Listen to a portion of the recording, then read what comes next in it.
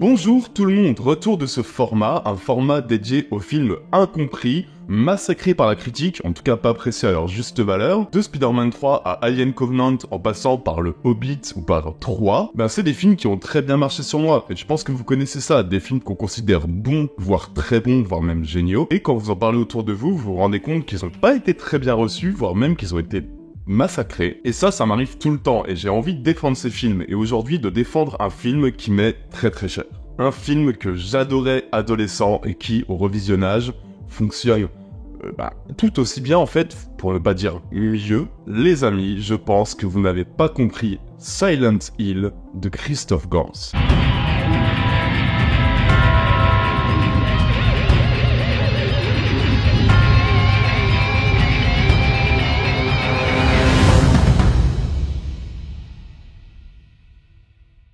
La brume s'épaissit de plus en plus. Une brume sortie tout droit d'un cauchemar, d'un rêve où les morts errent parmi les vivants. Un étrange sentiment de solitude qui nous étreint, et pourtant, on le sait, on le redoute, on le devine aux voix flottantes, à ce sentiment permanent d'être observé par une présence infernale. Nous ne sommes pas seuls dans Silent Hill. Cette plongée en enfer et dans l'enfer de la psyché humaine, je l'ai expérimenté, comme beaucoup d'entre vous, je pense, par Silent Hill 2, qui est devenu instantanément et qui est encore aujourd'hui une de mes plus grandes expériences vidéoludiques, clairement. Avec Super Mario 64 DS, mais c'est pas le sujet. Mais tu peux contrôler Yoshi, il y a plein de nouveaux mondes, enfin c'est incroyable, mais bref, on n'en est pas là. La sensation que j'ai eue devant Silent Hill 2, j'ai essayé de la retrouver dans 1000 survival horror, sans vraiment jamais réussir à retrouver cette espèce de poésie macabre et déchirante qui m'avait à ce point marqué en me baladant et en errant dans cette ville fantôme. Et en fait, cette sensation, je la retrouverai pas dans un jeu vidéo, mais dans une salle obscure, face à ce que j'estime être probablement l'une des meilleures adaptations de jeux vidéo jamais réalisées, pour ne pas dire la meilleure, mais retour au commencement.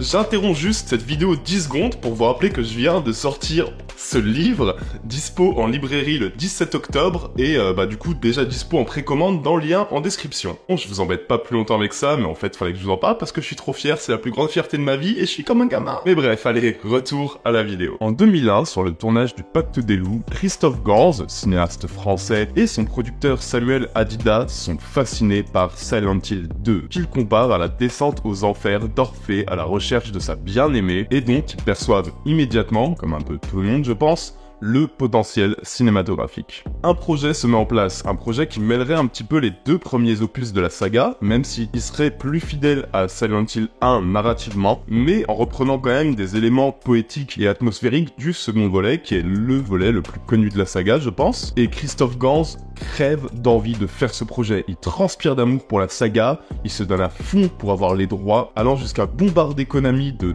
lettres et de notes d'intention, jusqu'à envoyer des pitchs vidéo de 35 minutes où il pitch ses idées, l'envie et la manière dont il veut filmer la ville, et ça, au bout d'un moment, les représentants de Konami ne peuvent qu'y être sensibles, et le cinéaste obtient gain de cause, il obtient les droits. Il va appeler Roger Avary, qui est quand même un sacré bonhomme, parce que le mec a coécrit Pulp Fiction, et qu'il a réalisé Killing Zoe, ou même Les Lois de l'Attraction, qui sont quand même des sacrés films, et donc Roger Avary sera à l'écriture de Silent Hill. Donc on est quand même sur une sacrée dream team, hein. Grand scénariste, cinéaste amoureux du projet et reconnu pour ses prouesses visuelles, qui va appeler, pour compléter l'équipe, et là c'est vraiment cerise sur le gâteau, Amira Yamaoka, qui est le compositeur génial de la musique des jeux, pour écrire la musique du film Silent Hill. Les amis, je veux dire, tous les signaux sont au vert, hein.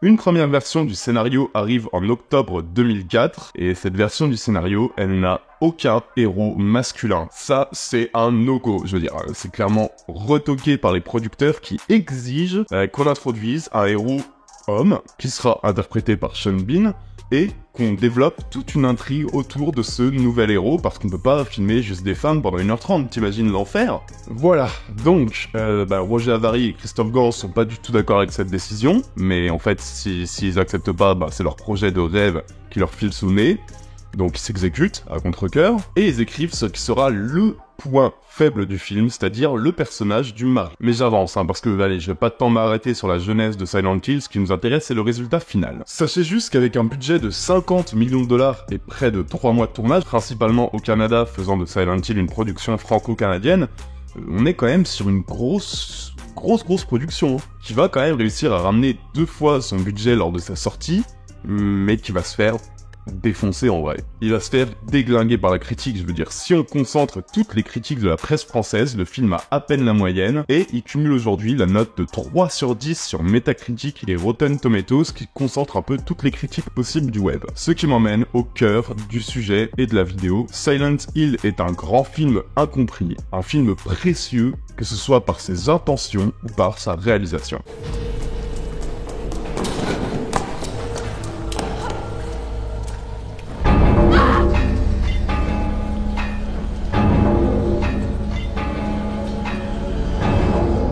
Vous connaissez l'histoire, Rose est confrontée aux crises de somnambulisme de sa fille adoptive, des crises dans lesquelles la gamine rêve d'un endroit récurrent, une ville de ruines, de cendres et de désolation, Silent Hill. La mère et la fille vont donc se rendre sur place pour comprendre le lien entre la ville et l'enfant va rapidement disparaître, laissant Rose errer dans la ville déserte et maudite à sa recherche. Silent Hill est à mon sens une succession d'excellents choix artistiques et de bonnes idées cinématographiques qui déploient dans sa première heure une force évocatrice quand même vraiment peu commune, et où Gans parvient à signifier la puissance des péchés, des regrets, des remords et des doutes de notre héroïne, regrets qui prennent la forme de monstres terrifiants, pourtant qui ressemblent à des humains, mais des humains complètement brisés et qui ont évidemment un sens très symbolique. On fait le choix de faire de Silent Hill une longue plongée en enfer, littéralement, je veux dire, l'idée c'est de placer un personnage sans armes et donc sans aucun moyen de se défendre, qui est mené d'un bout à l'autre d'une ville, sans aucune logique spatiale ou temporelle, et pour filmer ça, je dois m'attarder sur un point majeur du film, l'énorme point fort du film, la qualité qui surpasse tout, une réussite inestimable, la mise en scène de Christophe Gans.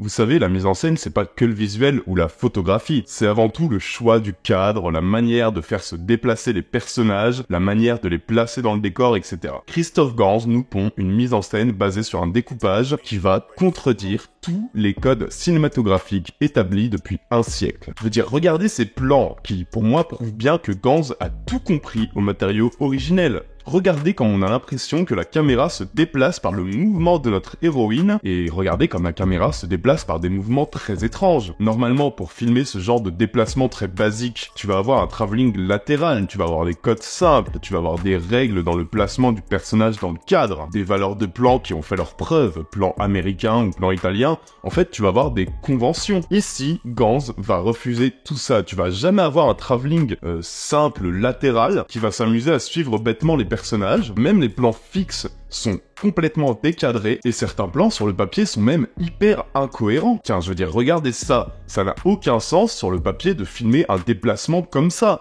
Et en fait, c'est tout l'inverse d'une mise en scène illustrative et académique. Et ça, je trouve ça très fort. Durant toute la longue découverte de Silent Hill, durant toute cette balade en enfer qui s'étale pendant plus d'1 heure, ça crée un malaise constant et une perte, vraiment une perte de repères qui correspond parfaitement à l'univers mis en place.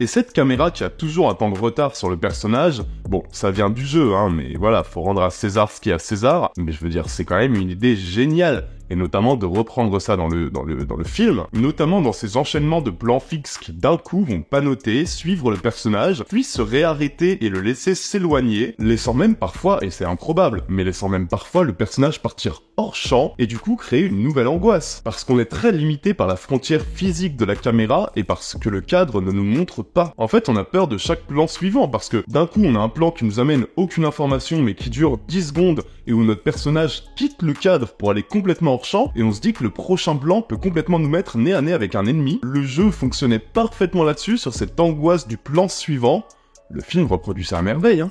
Et cette mise en scène, elle me donne envie de dire que Gans a tout compris à Silent Hill. Et je parle pas de fidélité narrative, non, je parle pas du fait que Pyramid Head soit présent pour le fanservice alors qu'on est quand même sur une histoire qui adapte largement le 1 et que Pyramid Head n'est pas du tout présent dans le premier jeu. Je parle pas de ça, limite, vraiment je m'en fous. Moi je parle de la compréhension de l'univers. Gans est amoureux de Silent Hill et on ressent son dépit en fait dans les scènes avec Sean Bean qui clairement n'intéresse pas du tout le réal et où le manque d'amour qu'il a pour ces scènes est complètement flagrant. Il retourne aux conventions classiques, il balance des plans fixes hyper classiques, il a une mise en scène lourde et académique. En fait, ça pour moi c'est presque une manière de protester contre ces scènes-là, et il a le mérite d'expédier ces scènes. Je veux dire, les scènes avec Sean Bean, elles durent un quart d'heure dans le film, et heureusement, même si, soyons honnêtes, si ces scènes n'existaient pas et étaient coupées, comme elles étaient censées l'être au début, elles n'étaient censées pas exister, ben ça rendrait juste le film plus puissant, plus impactant, et ça ne changerait rien ni à sa lisibilité, ni à sa compréhension.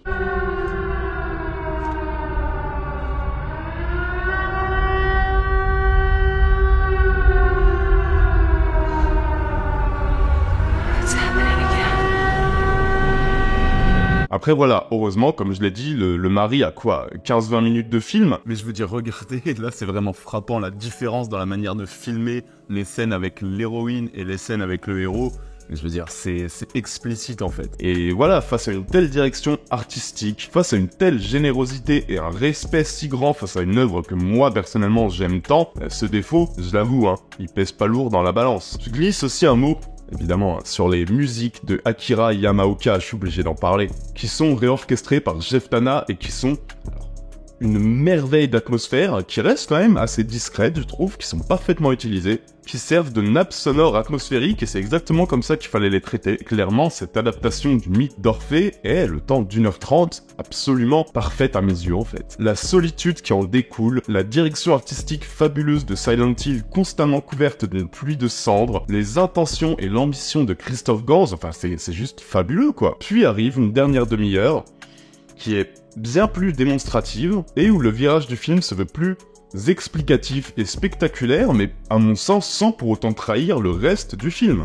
Parce qu'évidemment, Silent Hill fonctionne mieux quand on ne sait rien, et on peut même se demander si c'était utile d'expliquer le contexte, ou plutôt juste de filmer notre héroïne découvrir par elle-même tous les secrets de Silent Hill sans qu'on lui explique, ça aurait peut-être été plus percutant, et sur ce point je suis d'accord avec vous, moi j'adore les films qui pendant 2 heures n'expliquent pas grand chose et juste filment un personnage en train de errer sans savoir, mais en fait cette dernière demi-heure, pour moi elle transforme le film en un espèce de film de fantôme triste et mélancolique, où nos 2 héroïnes pourraient bien être mortes et vivantes, au fond, ça changerait rien à la lecture narrative. Et d'ailleurs, à mon sens, je vais vous parler aussi d'une introduction qui est assez souvent critiquée. L'introduction, elle joue sur ce tableau, et je me suis renseigné, j'ai lu pas mal de petites critiques sur internet, il y a des gens qui sont d'accord avec moi, et ça fait plaisir, parce que sur cette scène, qui est éclairée si différemment du reste du récit, cette scène de l'intro où la mère emmène l'enfant dans le lieu qu'elle cite lors d'une tentative de suicide somnambule quelques secondes auparavant, mais en fait, pour moi, on assiste à 2 personnes qui parlent d'un dernier voyage, d'un voyage vers une mort certaine avant l'accident qui va les amener dans le purgatoire qu'est Silent Hill. Et le reste du film, on peut vraiment le lire comme une histoire de fantôme triste et mélancolique qui traverse toutes les épreuves du purgatoire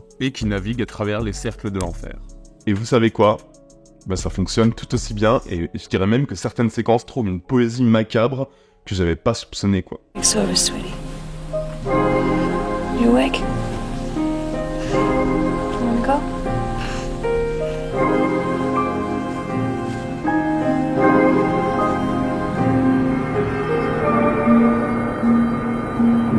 Et du coup, coup, à partir de là, c'est difficile pour moi de parler de Silent Hill comme étant juste un pur film de metteur en scène, même si c'est évidemment par ce point que Silent Hill est grand. En fait, Silent Hill capte parfaitement l'ambiance mi-cauchemardesque, mi-mélancolique de l'œuvre originelle, et fonctionne sur moi même lors des séquences explicatives obligées du genre. Clairement, Christophe Gans fait son enfer, et me semble même parfois citer explicitement certains tableaux de ce grand film de 1911 qui s'appelle L'Inferno, qui est un de mes films préférés et un de mes plus grands chocs cinématographiques. Visible sur YouTube, rien que les images doivent vous choquer de fou, parce que ce film a plus de 110 ans, mais imaginez un peu, le lien est dispo sur YouTube, je le mets en description, c'est une claque à découvrir absolument. Mais bref, plus que les débats un peu bas du front sur la fidélité au jeu Silent Hill premier du nom, plus que les quelques critiques basées sur des séquences rajoutées qui n'intéressent effectivement évidemment pas le réal et qui sont expédiées en 10 minutes sur 2 heures de film, ce que je retiens c'est qu'en fait, moi j'ai jamais eu autant l'impression qu'on me respectait en tant que joueur. Et encore aujourd'hui, Silent Hill pour moi c'est une fable pas tant horrifique, mais une fable qui capte à merveille cette ambiance de rêve éveillé mélancolique, cette poésie macabre et déchirante qui, plus de 20 ans maintenant, rythme même ma première descente dans les profondeurs de Silent Hill.